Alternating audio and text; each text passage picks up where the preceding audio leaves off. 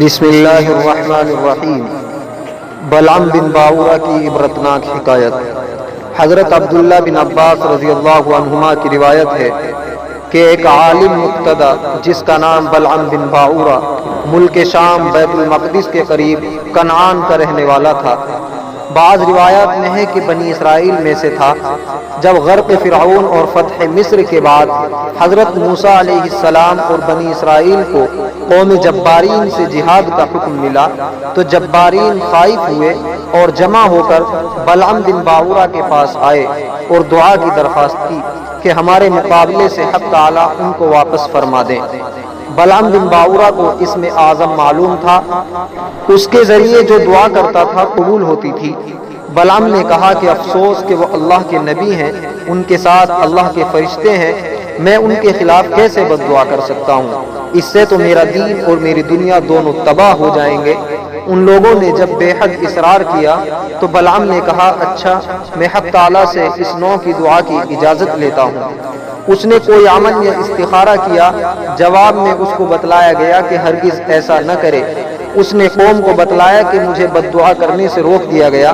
اس وقت قوم جبارین نے بلعم کو بڑا ہدیہ پیش کیا جو در حقیقت رشوت تھی۔ اس نے ہدیہ قبول کر لیا۔ پھر اس قوم کے لوگ اس کے پیچھے پڑ گئے اور اس کی بیوی نے بھی مشورہ دیا کہ رشوت قبول کر لو۔ پھر وہ بیوی اور مال کی محبت میں اندھا ہو گیا اور حضرت موسیٰ علیہ السلام اور بنی اسرائیل کے خلاف بد دعا کرنا شروع کی۔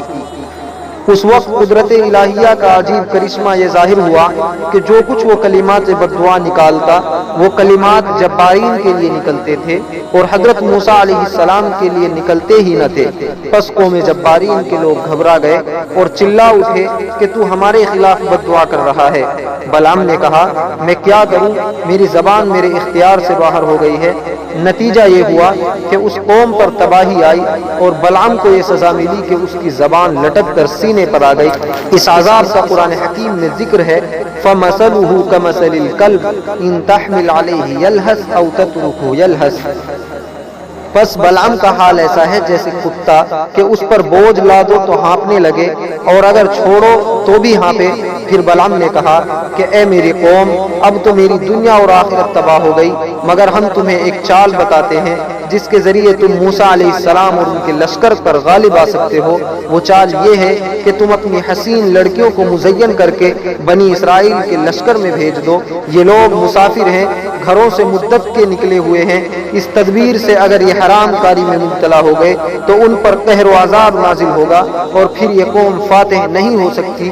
بلعم کی یہ شیطانی چال ان کی سمجھ میں آ گئی اور اس تدبیر سے بنی اسرائیل کا ایک شخص فتنے میں مبتلا ہو گیا۔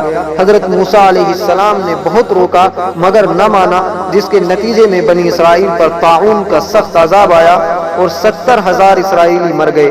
بعد ازاں جس شخص نے برا کام کیا تھا اس جوڑے کو قتل کر کے منظر عام پر ٹانگ دیا کہ سب لوگوں کو عبرت حاصل ہو اور سب نے توبہ کی۔ اس وقت یہ عذاب رفع ہوا۔